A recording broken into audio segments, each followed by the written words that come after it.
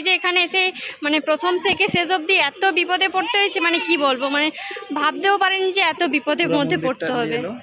তো যাই হোক,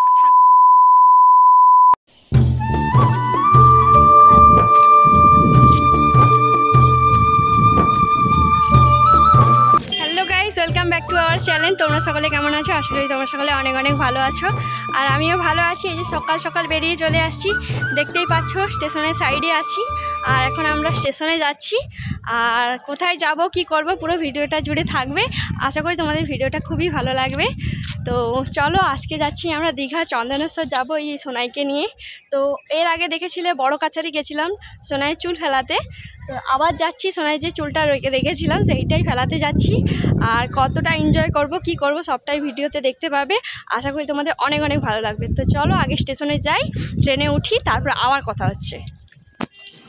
তো ফাইনালি এখন এই যে আমরা রাস্তায় রয়েছি, আর এটা হচ্ছে আমাদের স্টেশনের রাস্তা। তো ওই দিকটা চলে গেছে একদম স্টেশন থেকে মানে রোডে, তো ওখানে একদম মানে গাড়ি রয়েছে, বাস রাস্তা রয়েছে। আর এইটা হচ্ছে একদম স্টেশনের দিকে যেতে। তো এটা হচ্ছে নন্দমা স্টেশন, মানে যারা এখান থেকে দীঘা গিয়েছে তো সকলেই জানবে এই লাইনটা। আর অবশ্যই এটা একদমই আমার বাড়ির পাশ থেকে। আর এই যে দেখো তোমাদের দাদাভাই আগে আগে চলছে। তো এখন এই যে দেখো এই রাস্তাটা নতুন করেছে, নতুন বলতে প্রায় 2-3 বছর হয়েই গেল, মানে আমার বিয়ের পরে যদিও দেখেছি। তো এই যে দেখো এখন এই যে স্টেশনে উঠে গেছি। আর আজকে ভাবতে পারিনি যে মানে গাইজ এত ভিড় হবে স্টেশনে। মানে এখন যেহেতু ঈদের সময়টা ছিল, তো ভিডিওটা আমার অনেক দিন থেকেই হয়েছিল, কিন্তু আমি এডিট করতে পারিনি, তোমরা সেটা জানো। এর আগে আমি লাইভে সেটা শেয়ার করেছি যে কিসের জন্য আমি ভিডিওটা মানে পোস্ট করতে পারিনি। তো যাই হোক বন্ধুরা, আমি কিছুদিন পরে হলেও এডিট করেছি। আর এখন এই যে দাঁড়িয়ে আছি, অপেক্ষা করছি কখন ট্রেন আসবে। তো একদমই শেষ প্রান্তে চলে আসছি ট্রেন ধরার জন্য, কিন্তু জানি না ট্রেন ধরতে আদৌ পারবো কি না। এই যে দেখো ট্রেন আসতেছে, আর ট্রেনটা এমনভাবেই আসছে, পুরো লোড হয়ে আসছে। দেখো এত ভিড়, মানে ভাবছি যে এত মানুষ কি দীঘা যাচ্ছে। আর এই লাইনটা কিন্তু শুধুমাত্র দীঘা পর্যন্তই। আর জানো যে দীঘার যে স্টেশনটা রয়েছে ওখান থেকে কিন্তু আর কোনো লাইন নেই যাওয়ার জন্য, শুধু আবার ফিরে আসার লাইন। তো অবশেষে দেখো এই যে বাস রাস্তা কেন দেখতেছ, সত্যি গাইজ আমরা কিন্তু উঠতে পারিনি। আমরা অনেকজন গেছিলাম বাড়ি থেকে, তো মা বাবা, আমার মা বাবা, তোমার দাদা ভাইয়ের মা বাবা, তো এরা মিলে 6-7 জন গেছিলাম। কিন্তু বাসে যাওয়ার কারণে একটাই যে ছেলেকে নিয়ে, ছোট ছেলে, তো ওকে নিয়ে আমি উঠে গেছিলাম, আমার মা উঠে গেছিলো, কিন্তু আরও 2 ছোট মেয়ে ছিল, তো তারা উঠতে পারছিল না। তাই জন্য ভাবলাম যে চলো বাসে যাব। কিন্তু এতই মানে এইভাবে যে বিপদে পড়বো ভাবতেই পারিনি। কোনো দিন এরকম ভিড় হয় না স্টেশনে, কিন্তু এখন এত ভিড় হয়েছে, মানে কি বলবো, এই সময়টা এরকমভাবে ভিড় হয় আমরা কোনো দিন জানিনি। সত্যি যদি জানতে পারতাম তো কবেই ভোর ভোর করে বেরিয়ে চলে যেতাম একদম স্টেশন থেকে। মানে স্টেশনে আর যাওয়ার কথা ভাবতাম না, একদম বাসে হয়ে চলে যেতাম। কিন্তু অবশেষে দেখো এই যে চলে আসছি দীঘা। কিন্তু দীঘায় আর মানে কন্টিনিউ ব্লগটা করিনি, কারণ অনেকটা বড় হয়ে যাবে। এই যে দেখো এখন এই যে একটা মানে মেশিন ভ্যানে উঠেছি। মানে এখানে এসে দেখলাম যে টোটো আছে এখানে, কি লাইন টোটো। তো এখানে সিরিয়াল বাই যাবে, তার মধ্যে এই যে মেশিন ভ্যানও রয়েছে। তো যাই হোক এখন আমাদেরকে যে রোদে, প্রচুর প্রখর রোদ, তো এই রোদের মধ্যেই আমাদেরকে কি ভ্যানের মধ্যে বসে যেতে হচ্ছে। তো অবশেষে এই যে দেখো মন্দিরে চলেও আসছি। এই যে মা বাবা সকলেই সামনে যাচ্ছে। আর যেহেতু জানো যে আমার শ্বশুরমশাই একটু অসুস্থ, তো তবুও মানুষেরকে ঘুরতে ইচ্ছে হয় না, তাই মানে চলেও এলো। আর এই যে দেখো যে কাজের জন্য এসছি সেটা কিন্তু বসেও গেছি, কারণ অনেকটা দেরি হয়ে গেছে, এখন মানে একদম মন্দির লাগানোর সময় হয়ে গেছে। তো তাই জন্য এই যে তাড়াহুড়ো করে একদম বসে গেছি ছেলেকে নিয়ে। এই যে কোনো আর চেঞ্জ করাও হয়নি, ভেবেছিলাম যে এখানে এসে চেঞ্জ করে একদম মানে করব। দেখো পুরোটাই ফাঁকা, কিন্তু এগুলো কিন্তু নাকি পুরো ভর্তি থাকে। তো এখানে যেহেতু মূলত চন্দনেশ্বর হচ্ছে একদম চুল ফেলানোর জন্য, বাচ্চার নাকি মানসিক করলে মানসিক শোধ দিতে হয়। তো আমারও সন্তানের জন্য যে মানসিক করেছিলাম, তো তাই জন্য দিতে এলাম। আর এখানে এসে মানে আমি যে আগে যে বড় কাছারি গেছিলাম সেখানের থেকে এখানের ব্যবস্থা সত্যি একদমই আলাদা। মানে এত কাছে আমাদের মানে জেলায়, যে পূর্ব মেদিনীপুর জেলায় যে এরকমই আমি সত্যি ভাবতে পারিনি। তো যাই হোক আমাদের সেখানে পুজোটা দিয়েছিলাম, খুবই আনন্দ হয়েছিল। কিন্তু এখানে পদে পদে অনেক বিপদে পড়তে হয়েছে প্রথম থেকেই।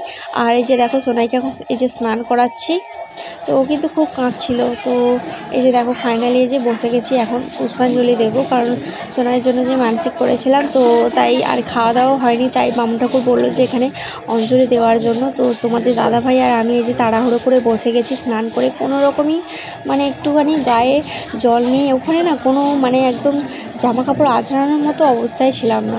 তোমাদের দাদাভাই বলছে হয়তো ভিজা গায়েই চলে যেতে, কিন্তু মানে ঠাকুরের সামনে কি আর ভিজা গায়ে যাওয়া যায়, তাই না? তো অবশেষে আমাদের কিন্তু এখন এই যে পুজো দেওয়া কমপ্লিট হয়ে গেছে, আর এখানে অঞ্জলি দেওয়াও কমপ্লিট। এই যে দেখতেই পাচ্ছ।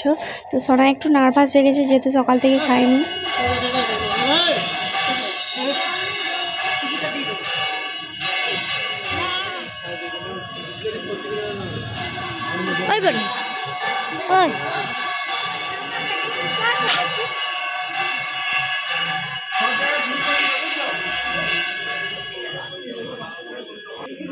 সিঁদুরটা দে দে। আসো বাবু আসো। এটা ঘুরে দিলে খালি সব। তো অবশেষে কিন্তু আমাদের পুজো কমপ্লিট, পুজো দেওয়া। তো আর কিছু কাজ বাকি ছিল, এই যে অলাবেদির থান রয়েছে, আরও এখানে অনেক ঠাকুর রয়েছে। তো সেখানে যেখানে যেখানে ঠাকুর রয়েছে, তো সব জায়গাতেই ধূপ দেখিয়েছি, গড় করা হয়ে গেছে। আর এই যে দেখতেই পাচ্ছ, এটা হচ্ছে মানে এই গাছে নাকি ঢিলে বেঁধে দিয়ে যায়, মানে অনেকে নাকি মনস্কামনা পূর্ণ হয়। তো যাই হোক হয়ে গেছে। দেখো ফাইনালি এসেই যে পূজা টুজা হয়ে গেছে, কিন্তু এসেই যে এখানে এসে মানে প্রথম থেকে শেষ অবধি এত বিপদে পড়তে হয়েছে, মানে কি বলবো, মানে ভাবতেও পারেনি যে এত বিপদের মধ্যে পড়তে হবে। তো যাই হোক ঠাকুরের ইচ্ছায় সব কিছুটা সুন্দরভাবে পূরণ হয়ে গেছে, এটাই শান্তি মন থেকে। এখন এইবার যাব দীঘায়, তো চলো এখানে। আর এখানে দেখো এই যে কিছু কাজ বাকি ছিল, যেখানে মানে এই যে যারা বসে আছে, তো তাদেরকে তোমাদের দাদাভাই বললো যে কিছু মানে দান করতে, কারণ এরা তো মানে কিছু করে না, এটাই হচ্ছে ওদের মানে পেট চালানোর জন্য একটা উপায়। তো দেখো এই যে টোটোয় উঠে গেছি ফাইনালি। আর এখানে কিন্তু সোনাইকে কিছু খাইয়েছিলাম, কারণ যেহেতু সকাল থেকে ও খায়নি, জাস্ট দুধ খেয়েই রয়েছে। তো তাই ভাবলাম যে এখানে একদম খাইয়ে নিই। আর আমরা কিন্তু এখনও সকাল থেকে খাইনি, আর এখন বাজে 2:30 বেজে গেছে। তো ফাইনালি যে এখন দীঘাতে চলেও আসছি। আর এই যে দেখতেই পাচ্ছ দোকানদানি প্রচুর রয়েছে। তো সামনেই সোনাইকে নিয়ে যে চশমা দোকানে দাঁড়িয়ে গেছি, মানে ভাবছি যে কোন সানগ্লাসটা নেওয়া যায়। মানে এখানে এত বালি উঠছে, তো আমাদের জন্য না, মানে সোনাইয়ের জন্য, ওর যেহেতু সানগ্লাসটা নিয়ে আসা হয়নি। তো তারপর দেখো এই যে খাওয়া দাওয়া কিছু করলাম এখানে, মানে নিরামিষ হোটেল তো নেই, জাস্ট মানে সবজি ভাত খেয়েছি একটা হোটেলে। তো এখানে তো চলো এখন নদী ধারের দিকে যাওয়া যাক, তারপর আবার দেখা হচ্ছে। ছেড়ে দাও না।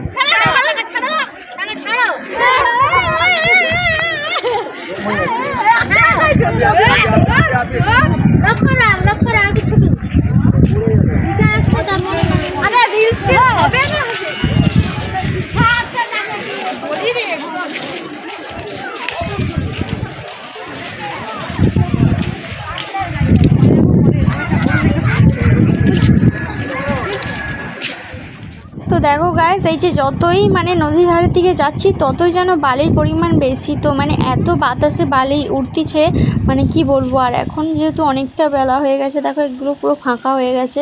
আর এখন তো তোমরা জানোই এখন বাজে 3টা, 3:30 বেশি হয়ে গেছে অলরেডি।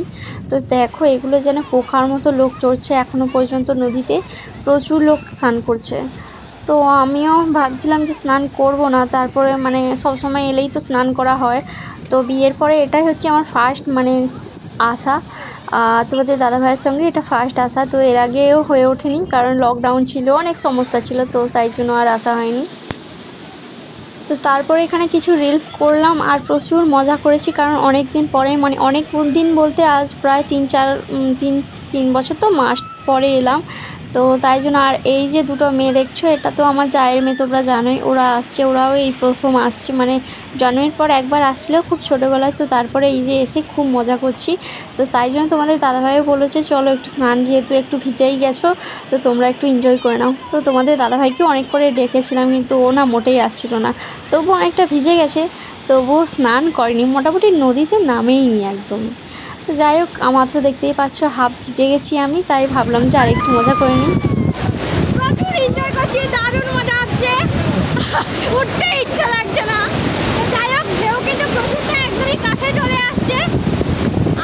প্রচুর লোক স্নান করতেছে, এখন বাজে 4টা বেজে গেছে। তো আমি হয়তো কিছু বলছি শুনতেই পাচ্ছ না হয়তো, মানে এত আওয়াজ হচ্ছে। তো যাই হোক, স্নান করি আবার কথা বলবো, স্নান টান সেরে এখন এনজয় করি।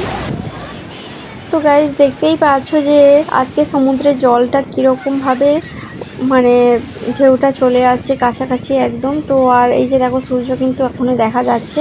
তো যাই হোক, আমাদের কিন্তু ট্রেন 5টায় আজকে কিন্তু থাকার খুব ইচ্ছে ছিল, যেহেতু মানে অনেক দিন পরে আসছি, কিন্তু তোমাদের দাদাভাই একদমই মানে না ছাড়া হ্যাঁ করছেই না। তো তাই জন্য বাড়ি চলে যেতে হবে। তাই ভাবলাম যে আরেকটুক্ষণ থেকে একদম চলে যাব। তো চলো আর বেশিক্ষণ ওয়েট করব না, কারণ এখান থেকে বেরিয়ে আগে ড্রেস চেঞ্জ করতে হবে, স্নান করব, তো তারপরে যাব। আর এই যে দেখো একদম এই যে স্নান করে ড্রেস চেঞ্জ করে সকাল থেকে গাইজ কতবার যে স্নান করলাম, মানে আজকে মানে 3-4বার, মানে বাড়ি থেকে বেরিয়ে সেখানে মন্দিরে, আবার এখানে নদীতে, আবার মানে টিউবওয়েলের জলে স্নান করেছি। তো এই যে দেখো এখন এই যে ট্রেন দাঁড়িয়ে আছে আর আমরা কিন্তু ট্রেনেই যাব, কারণ সকালে যেহেতু উঠতে পারিনি, তাই তোমাদের দাদাভাই বললো যে আগে ট্রেনের কি অবস্থা দেখি তারপরে উঠবো। তো দেখলাম যে বসার জায়গাও পেয়ে গেছি, আর এই যে দেখো এখানে ওরা বসেছে আর আমরা এই যে এখানে বসেছি। তো এখন ফাইনালি ট্রেনটা এখানেই দাঁড়িয়েছিল। তো যেহেতু যারা দীঘায় আসো তো জানো যে ট্রেন এখান থেকেই ছাড়ে আর এখানেই দাঁড়িয়ে থাকে। তো এই যে দেখো সবাইকে নেড়ু হয়ে কেমন লাগছে দেখো। তো ও কিন্তু ঘুমোচ্ছিল, তারপরে এই যে উঠে পড়েছে, তারপর দেখো এই যে চোঙা খাচ্ছে বসে বসে। তো চলো এখন আমরা যাব বাড়ি। আর এই যে দেখো ট্রেন ছেড়েও দিয়েছে। জানো তো এতদিন পরে ঘুরতে এলাম, কিন্তু ভাবছিলাম যে দীঘা থেকে কিছু হয়তো জিনিস কিনে নিয়ে যাব। আগে আগে যেরকম আসতাম ঝিনুকের অনেক জিনিস কিনে নিয়ে যেতাম, কিন্তু দেখো এবারে এলাম কিন্তু একটাও জিনিসও কিনা হলো না আর পুরোটা ঘোরাও হলো না। তো যাই হোক, পরে আবার একবার আসবো, সেটা তোমাদের সঙ্গে আবার শেয়ার করবো ভিডিওতে।